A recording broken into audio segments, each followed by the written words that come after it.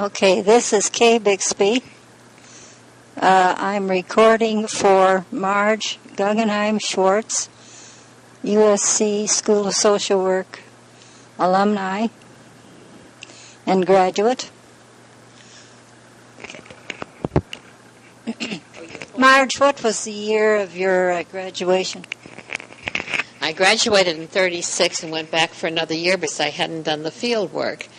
And then I was supposed to write my thesis and get an MSW in 1 year, but I never completed the thesis. I was very busy chasing an MRS instead of an MSW. Have you been interviewed for this sort of thing before? No, except the time down at USC when the Heritage meeting, everybody got up and told how they became interested in social work. I've told much the same story. I thought was at that time I was married to Sigmund Meyer, and I was going to live in Butte, Montana. And I was told that I would probably be invited into the junior league, so I decided I would be well trained and go equipped to do the junior league type of volunteer work. And I've always been interested in people, so it was just a natural thing to do. Well, the marriage didn't last very long, and I didn't have the fieldwork training, so I went back, as I mentioned before, for a fifth year and to work towards a master's. And that's how I landed in the School of Social Work and then this field. I worked until 1943, and at that point my housekeeper was getting more than I was getting. During that time, I took a maternity leave and had my number one son. Where did you work during that period? I worked for the county the whole time. I started out in Long Beach, and then I moved up to Metropolitan, and then out to Santa Monica, and I was doing old age security intake at the time that I finally left. Well, you were talking about you paused for maternity leave and so on. Well, that's when I started doing volunteer work. I pushed a stroller and rang doorbells for the community chest, and that was in 1941. And I've been doing that kind of work ever since. Of course, we don't ring doorbells anymore. We do it all by mail or face-to-face contact of a different sort. But we save leather, and the women are no longer in danger because the streets aren't as safe as they were in those days. Well, did you feel during that period that you were helping to build neighborhoods? Oh, definitely, and I was trying to make it a better place for everybody to live in.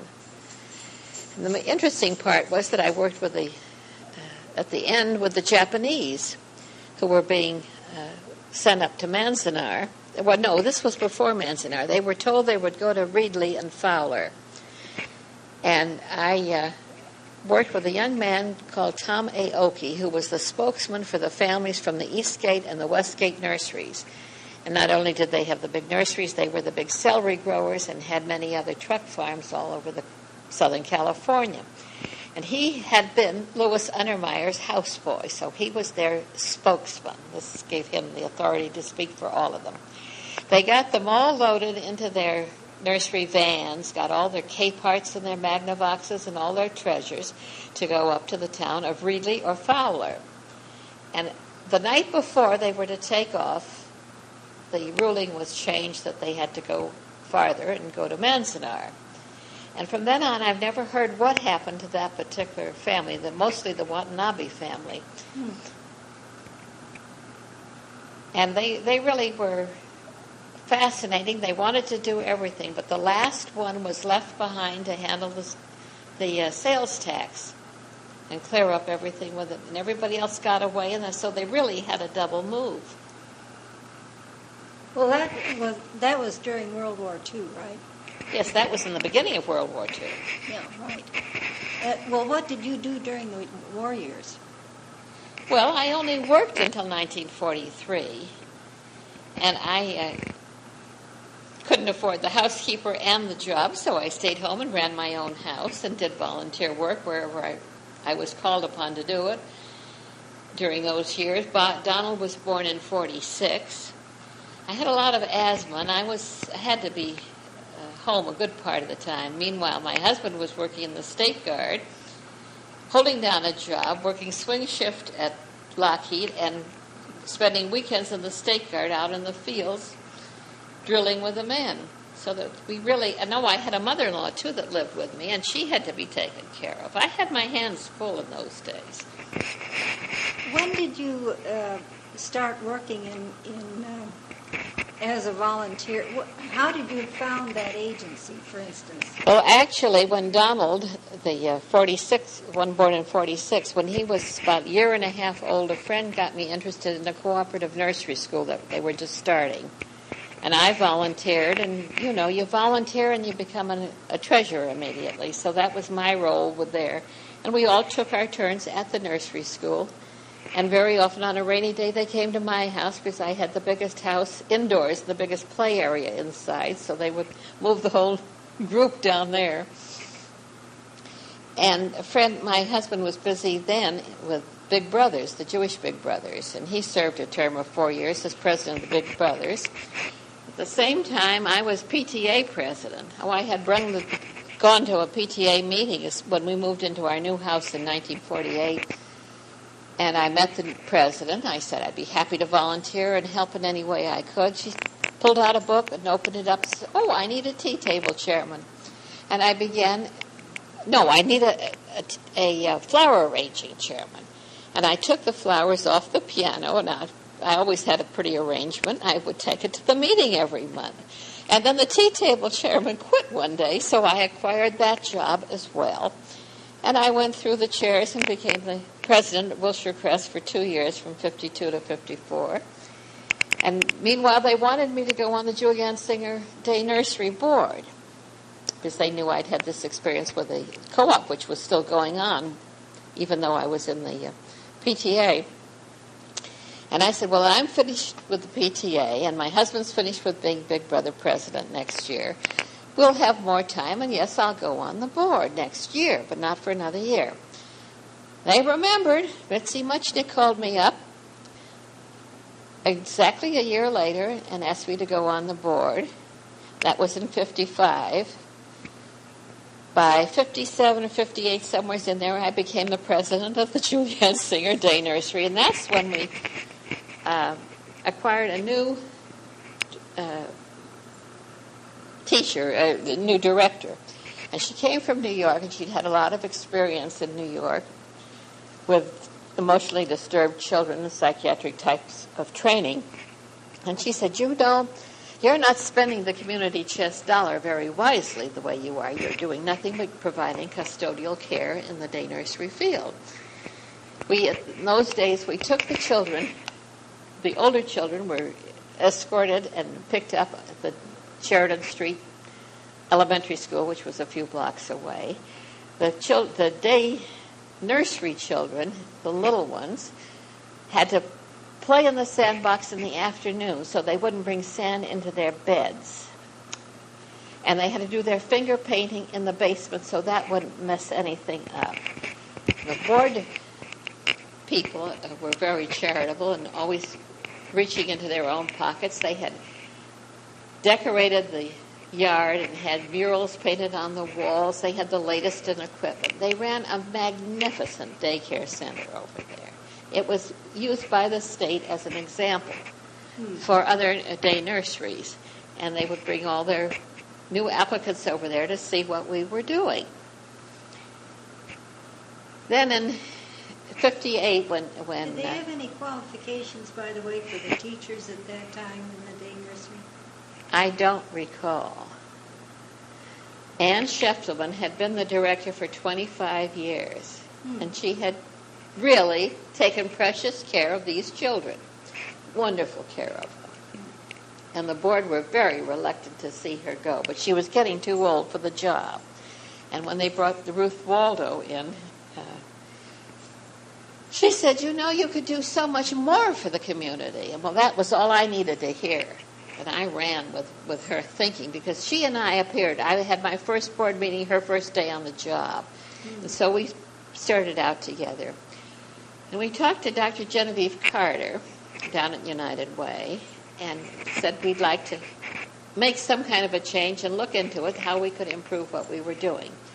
Well, the center program continued, and we hired Frances Bramford to do a survey for us, and she established the fact that they were primarily children of second marriages over in the Boyle Heights area at that time. These were people who had escaped from Europe and now were there with their new families. They'd lost their first set of children in Europe, and they were here. And so there were all kinds of problems in the nursery school. And, of course, Ruth, with her experience in New York, was able to spot the problems right away and realize that what we really needed was a therapeutic nursery school.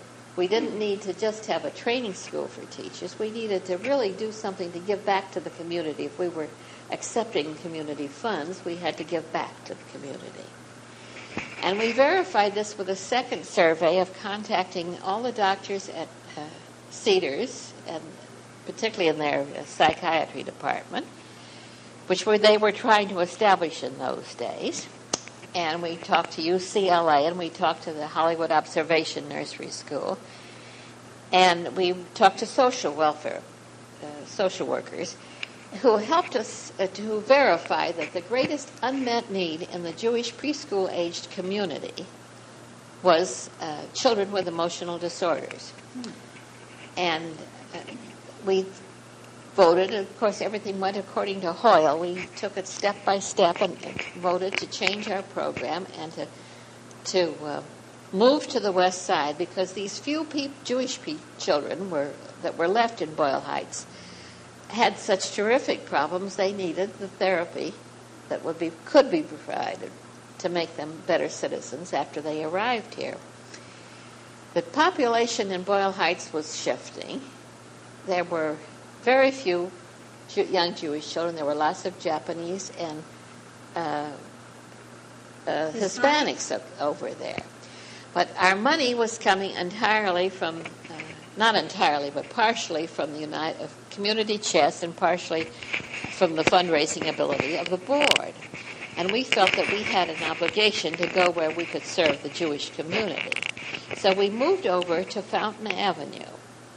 We had thought of going to UCLA. We were invited to go there, but the red tape scared us away. And so we went to Fountain Avenue, to the old Cedars of Lebanon Hospital. And as I said before, they were trying to establish a department of psychiatry, so we gave them a training place for their residents. And the nurses were trained, the infant nurses were trained at our center, and the residents in psychiatry were trained over there.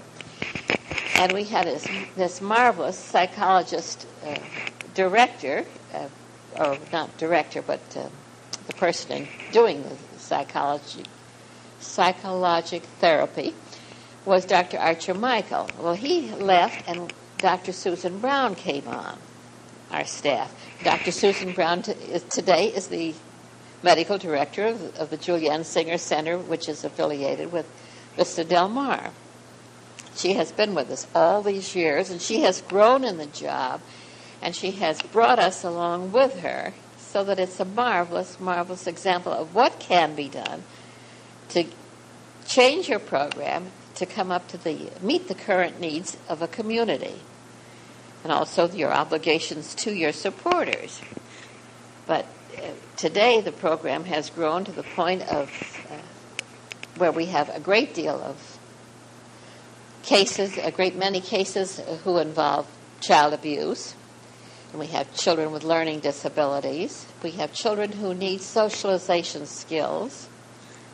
And we have some a little bit older children who are not quite ready to make the transition from private school into the public school. They are not ready to be mainline. Well, it is now not just centered on the Jewish community, but it is all. Oh, it's totally non-sectarian now. Right. But we still get a good deal of money from the Jewish Federation Council, get our money from United Way, and our board raises a tremendous amount of money. We have developed great skills and put on just one function a year, because that was my doing. I felt that you couldn't go after the same people constantly and nickel and dime them. Rather go after them for big sponsorships and patron fees, etc. and charge enough for our fundraising luncheon that we really got a contribution from the people once a year. We have other small events, membership events, and events where we give back. We'll have lectures and special seminars we put on for the community with no charge, because we feel we have to give back if we charge a membership fee. So we have a large membership, and we are now really a fundraising organization because we are affiliated with Vista Del Mar in their umbrella organization. And we have 9 or 10 people from Julianne Singer on the big board of Vista Del Mar, just as Rice Davis has people, and Home Safe also have people on the board of Vista Del Mar. And we benefit by the guidance of the executive director. It was Sam Berman for many years, and now it's Jerry Zaslow. Mr. George Conheim has been the president for 18 years, and he is the most magnificent fundraiser you have ever seen. And he, when you think nothing can happen, he finds a way to make it happen, and we have been blessed in that.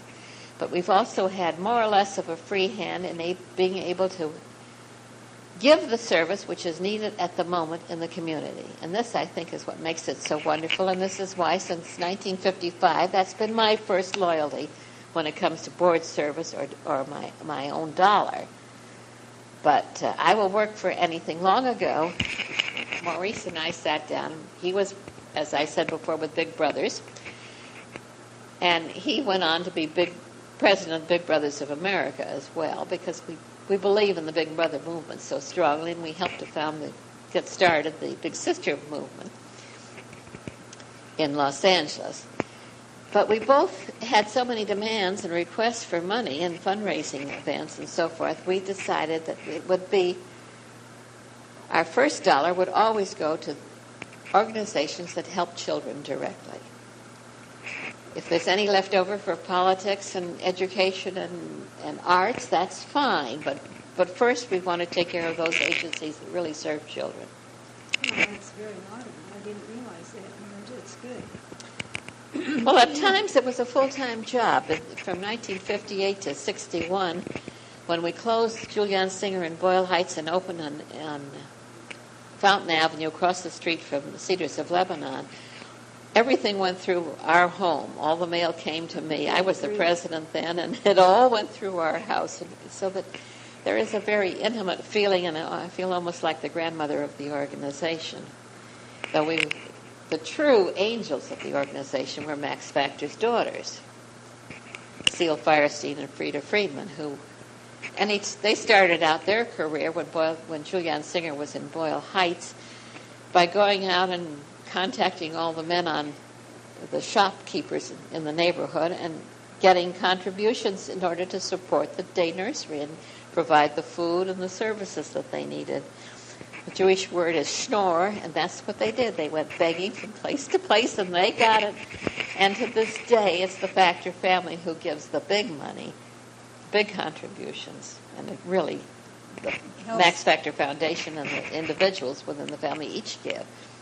When did you start working in the United Way, or the old community chest? Well, as I said, while I was home pushing Bob in a stroller and then pushing Donald in a stroller, I did community kind of doorbell ringing things. But in the 50s, when I was on various committees of Julianne Singer, I would go down to the community chest or the Welfare Planning Council. That's when I first met Sorrel Foster. And she was this beautiful, beautiful young woman with eyes that sparkled and shot stars out, really. She had such hopes, and she wanted to do so much for the community. And she just carried me along very often. And then my contacts in thinking about changing the program at Julianne Singer, I became very close to Dr. Genevieve Carter and Dave Saunders down there. And you really became part of the family, so to speak. And Elsie Thompson was active in those days, and she'd have a party, and we'd always be invited. Between the Big Brothers and Julianne Singer, we covered it and represented them wherever it was necessary. Well, did you serve on any of the budget committees or anything like that in those early days? I don't recall what I did. I must have been on a few committees in those days. I remember I was on the General Agency Operations, it was called, Sybil Hartfield's committee. And that was still Community Chest. And I was on the New Admissions Committee. I'd forgotten. I did do a lot for the Community Chest in the days. Then in 1962, Kay, you can remember this better than I can, maybe. You and Mary Ripley came over to our home and sat down, and you talked an arm and a leg off of me, and you convinced me that I should be the residential chairman for Community Chest. And that was 1962, the last year it was Community Chest. And I accepted, and I worked that summer, I think, almost full-time on this job, because we had 9 offices all over the area. And the Community Chest area then was equivalent to metropolitan Los Angeles region of the United Way.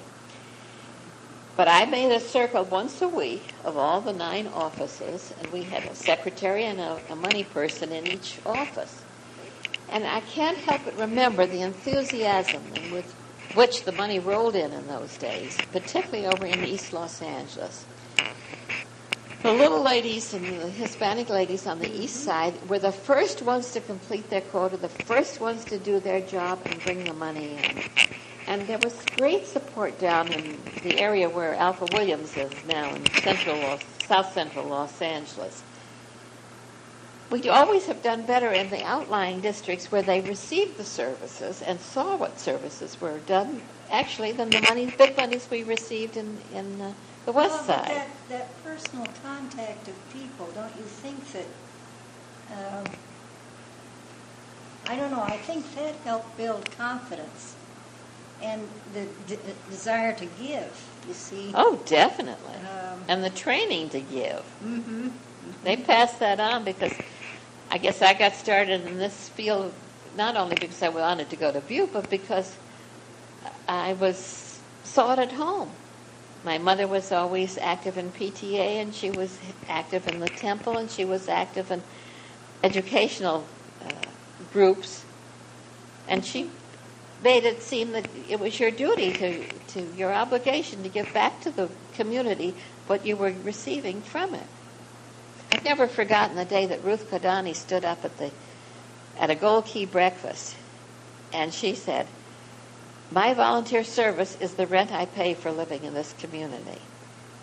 Well, that's a good one. I like that. I've quoted her many times on that.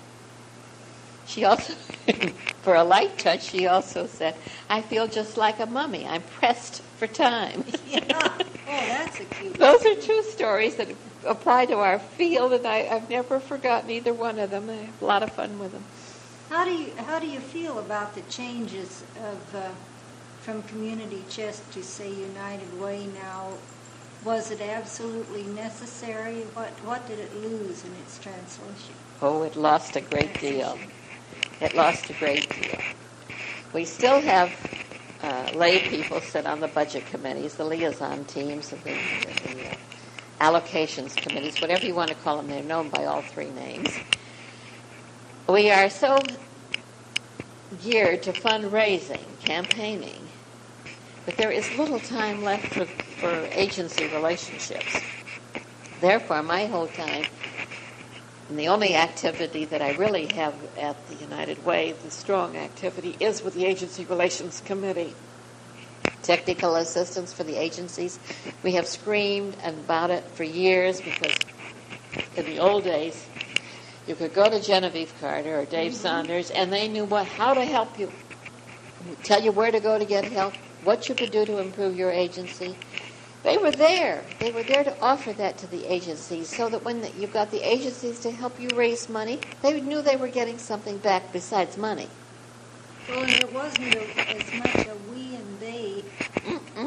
It was a team then. Yeah. It was a big family feeling. And you felt such prestige in saying, my agency is a member of the Community Chest. And you still feel it, but it was a different feeling. There was much more pride of membership, pride of being part of it. And I became chairman of the Agency Relations Committee of Region 5 then, and now called Metropolitan Region of Los Angeles, in about 1970-71. And I was asked what I wanted to do with the committee, and I said I want to develop better communications between the agencies and the United Way, and between agency to agency, and volunteer to the United Way and volunteers to the agencies. This whole linkage of communication services had to be developed, and this is what we have really worked on hard in Region 5. We established the seminar.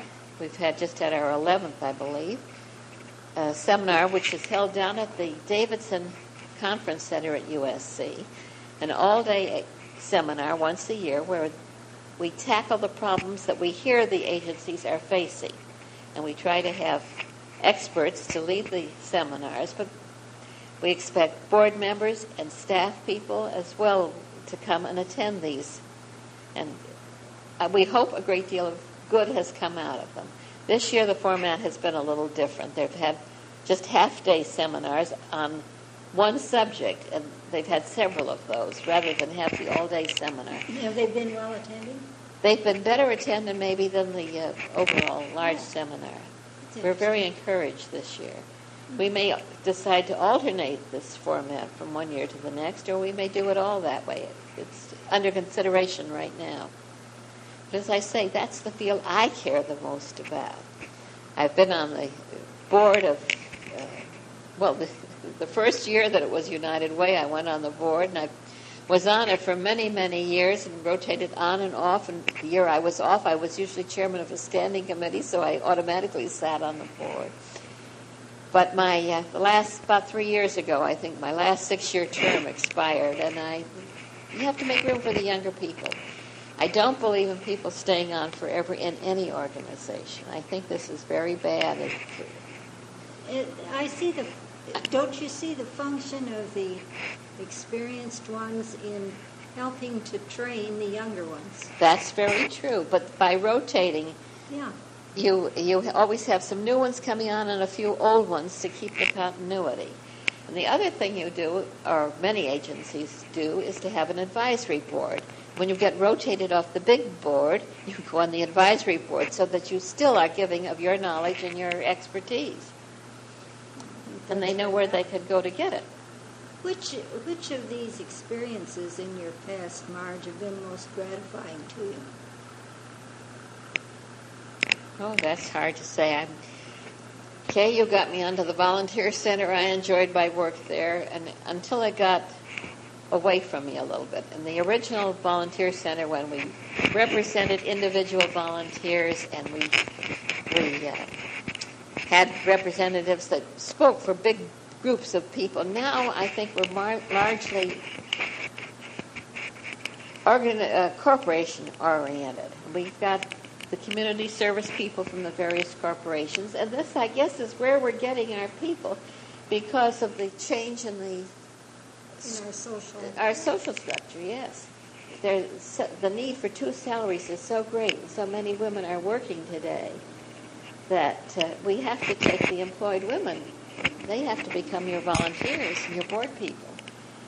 The Big Sisters movement has taken hold. They've had 10 years of success.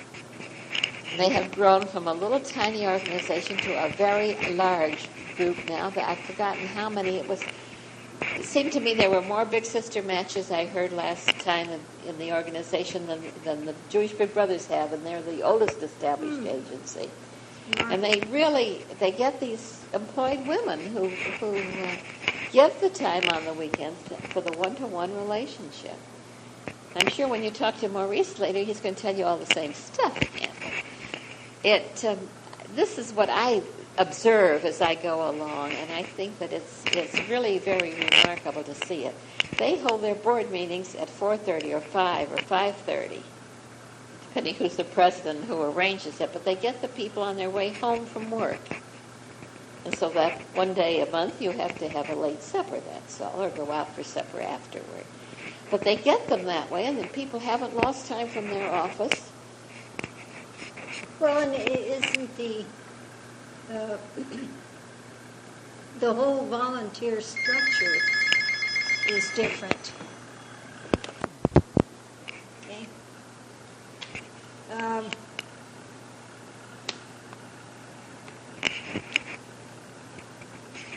I wish we could get hold of more individual volunteers, and we'd have placing for them. That's the one thing that disturbs me terribly. We talk about what we do about matching volunteers to agencies, but I don't think that there are enough individual volunteers. And that's probably because they're all working. Well, but you look back, interestingly enough, in the Volunteer Bureau in 1971 had a yearly average of placement of volunteers of 230. Oh. So that, Well, but now so many of ours are from court referrals. They aren't all... Well, that's right, but you still have a bigger abundance of placements of, say, regular volunteers from companies, etc., or elderly, than you did in 71. But it's hard to look at it and feel that way because the society has changed so much. Well, there are so many federal programs today, too, with VISTA and RSVP and Senior Companions. All these programs have come along, which are formal programs, which do their own recruiting of volunteers very often. Well, except that they're also subsidized volunteers, which was a new term, too, a new change in volunteering during the Well, that 60s. goes back again to what I did omit one thing when I was talking about the changes in Julianne Singer. In 1956, 7, somewhere in there, the McClanahan Act was passed, which made it day nurseries were regulated by the state then and provided by the state. There was no longer as much need for a private agency as there had been, and that's why you saw a big change in things. And that's another case of when the private, what I was taught when I was at SC was that the private agency does the experimenting and does the role modeling, and then the public agencies take over, and that is so true to this very day. And I think that our agencies today have to be reminded of that and encouraged to experiment and to lead the way. Well, it's also true that your funders want experimentation, sometimes to the detriment of the ongoing service, too. Well, that's very true. And there again we get into the argument of do you start a new agency to do this experimentation, or do you ask an old agency to take on the role? And do you merge agencies that are doing similar programs instead of having 2 separate organizations or 3 separate organizations? With the administrative costs. Yeah. Sure. It can be, your dollar can be stretched much farther that way.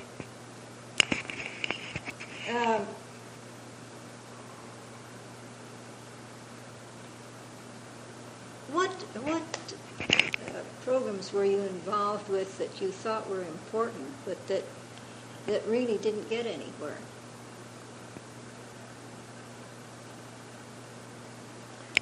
Well, I guess maybe I've been a little bit discerning. I've seen most of the programs I've been involved with go on and become much larger and bigger. For a long time, I was on the board of the Council of Jewish Women when we started the Home Safe program. It was a little tiny program there where we lined up the board and care providers and the volunteers would go and spell them off. And then this was to make it possible for women to go to learn a trade or go back to school. Poor people, poor women who couldn't afford to go back to school any other way to pay for child care. Because child care has always been so expensive. And I think that that's really something that has taken off, and Home Safe has a very large program today. It has become very successful. Julianne Singer went from a simple day nursery to a program that is practically a psychiatric clinic. There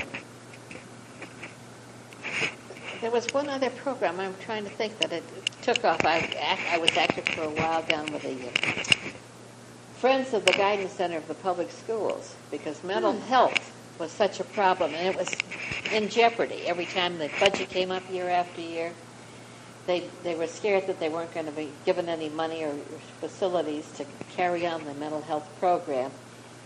Georgiana Hardy turned to Maurice one day at a meeting and said, "Thank you for explaining what the mental health center does. Now I know." But we had them go down and make an appearance every year. Well, we got lots of people interested and little clubs to support them and send them money and go on. But the program is now only out in the valley because the PTA building down on 22nd Street was not declared safe after an earthquake inspection. And we had to take the programs out of there, though I think that the dental clinic is still down there, renting space from them. But the school program had to move out. They were required to move out. And it went way down 99th Street or something like that. They were way, way at one end. And then there's another one, very strong unit out in the valley, and that's taken over pretty much for the program there. That was one I saw start and succeed. I can't think of many that have dwindled off. Some women are joiners and they join everything, but I have tried to limit my memberships to where I could actually be active and do something. Well, and not spin my wheels. That's one reason you're a good volunteer, too. You pick and choose and give your commitment where you feel you can use it. I miss the Region 5 board meetings, but I know I have no business being on the board anymore. The same thing with the corporate board. I'm going to let the younger people worry about where the dollar's coming from and how it's going to be spent. It's an interesting period in the United Way right now, isn't it? Oh, I should say so. And I see a lot of change for the good, but I also see an awful lot of confirmation to United Way of America, conforming. It just, it was successful in Chicago, so let's try it here. This was tried there, let's try that, and so forth. And the turnover is almost total now. There are so few people left that were there 10 years ago. Or 15 years ago. There's Sorrell and there's one man down in the accounting department. Arturo is still there. Our Sugatan's been there quite a while. He's left. Oh, he's left too? Yeah. Oh. I just found that out the other day. But Sorrell is about the only old-timer that's left down I there. think she is. The only one in the position of responsibility. How old is Sorrell? Oh, absolutely. She's well into her 60s. Because I would guess that maybe she's in her early 60s, but she must be 10 years younger than I, anyhow. But our children are very much the same age. And our grandchildren, and we talk about it a lot. How many children did she have? She has 13, I think. No, not children. Grandchildren, 13 grandchildren. She has about 5 children, I think.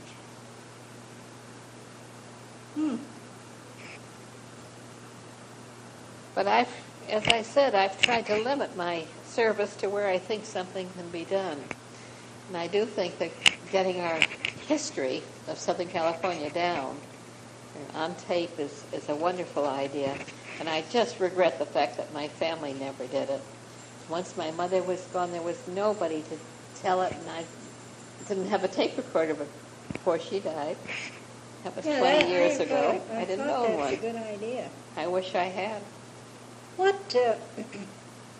What strategies do you foresee that social work should take in the coming years? Well, I'd like to think that they still be the sounding board and the grassroots representative and the one who suggests and prods and pushes to get conditions changed where they are required to be changed. I don't want anybody to just maintain the status quo. I think we have to do better than that. We have to really improve. And I guess I started out in the cooperative nursery school and on through the years thinking that you never can begin early enough to reach children, and it has to go back even earlier than I was thinking then into parenting. And we may get them before they're born and work with the parents before they're born. It's the only way I can see that we can approach something that will reach the gangs and try and get to them before they get to that stage. And I don't want to see this child abuse going on the way it has. And we know it's gone on since biblical days, but there's no excuse for it to continue. If we could only get to the parents before their parents. Well, do you think that that proper kinds of research have been made in areas of problems that the social work school should be involved with? I don't have an opinion on that. I'd like to think that it had been, but I don't know if it has. I really don't. And I don't know how much theory and how much practicality can be worked into what we're trying to do. I mean, theory is not going to get you anywhere. So until you get out in the That's field right. and have hands-on experience, you're not going to accomplish anything. Well, and I saw a lot of research that was done in these years, too, that ended up as a paper in somebody's desk drawer. That's right. Unless it's activist research, it's not going to work, I'm afraid.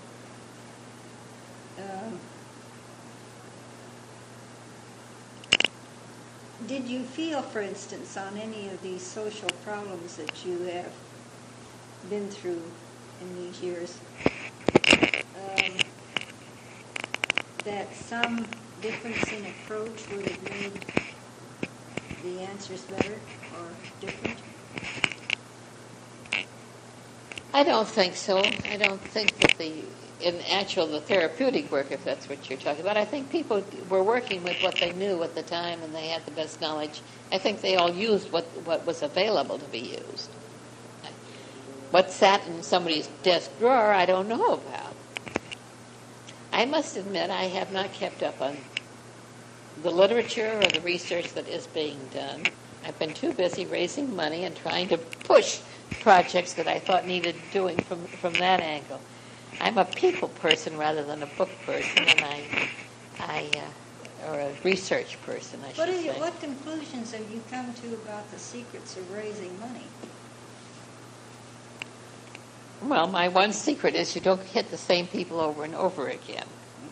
You have to keep developing new sources, bringing new people on your board that represent a different constituency so that you can go after money from new people. I think you have to prove what you've done with the money is good, and that's why you go more. I like putting in a shopping list of what your money will buy when you ask for big money, and letting people know what their money is going to be used for.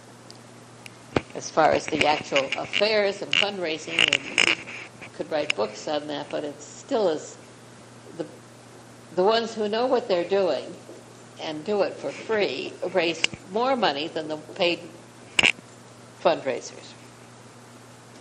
And you can take our little group of 20 to 30 women at the most, and we can raise $115,000 at one luncheon.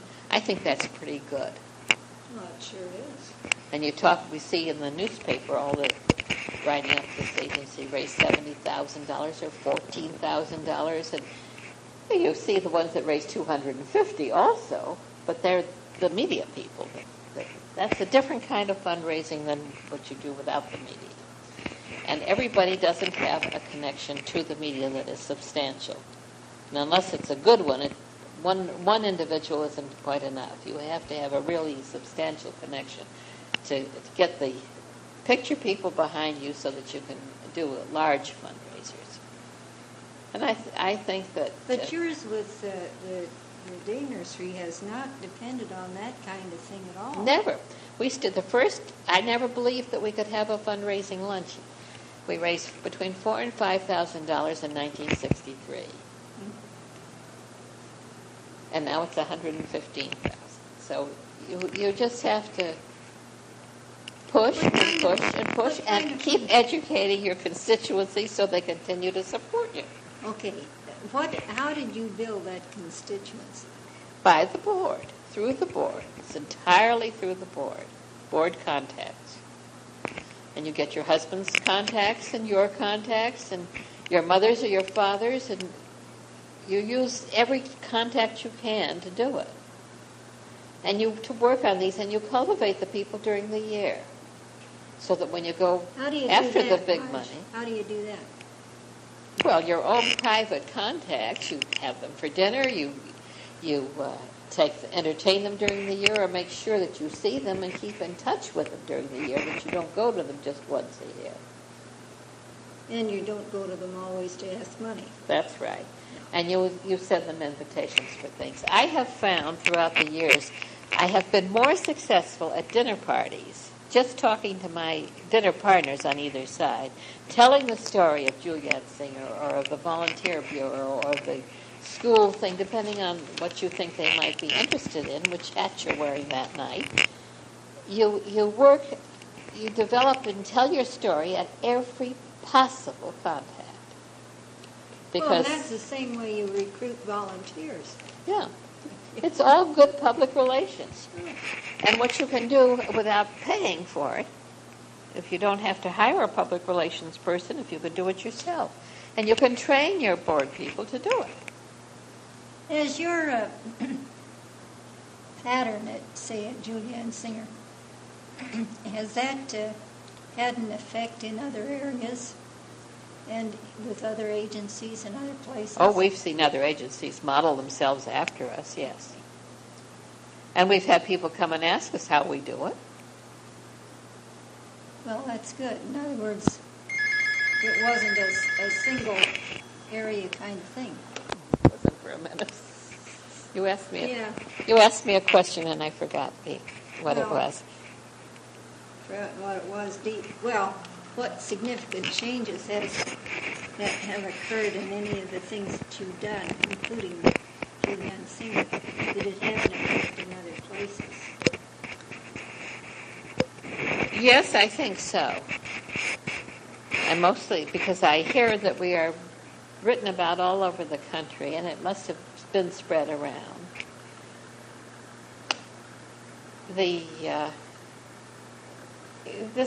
Goes back again to the word of mouth thing. It's the way you publicize what you've done. And that's how it affects. Of course, I cried for so long for money, and I used the example of a pebble in a pond, the ripple effect. It's never just the one person you're helping. It's everybody that is around you that gets affected with it. Singer, if it's one child in the classroom who's disturbing, all the other children in the classroom are disturbed. If that child is helped, all the other children are helped by removing the disturbance. It rubs off on the mother, the father, any siblings, and the neighbors next door. They all benefit by it. The ripple effect is tremendous, and that I think applies all over the country, to most any program. Marge, do you have any personal papers, pamphlets, or items that would be available to researchers? Or Well, I've sent carton after carton down to Ruth Britton already. Good. Because when I moved last year, I got out all the papers I had and sent them down there, and she took what she wanted.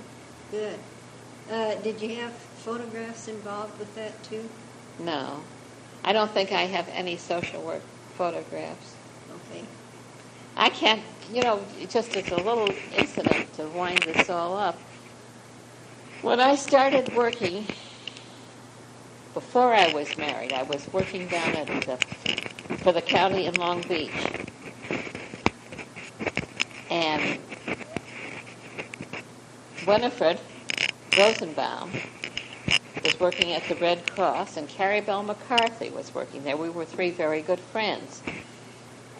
And we continued that friendship for a long time. And then when I moved on to Tremaine, I was only doing volunteer work. And we had a lovely neighbor in the back of us. They moved out. That was Tully Brown. Oh, sure. And Tully Jr. is very active right now with the children. So that was somebody else who was active in the field of doing for others. And then Winifred moves into buys Tully's house and lived behind me for a long, long time. So it's a small world, and it's sort of, you go in circles and you end up back together again. Oh, that's interesting. Well, this has been a very fruitful kind of interview as far as I'm concerned. Marge, do you feel good about it? Well, I do feel good about it.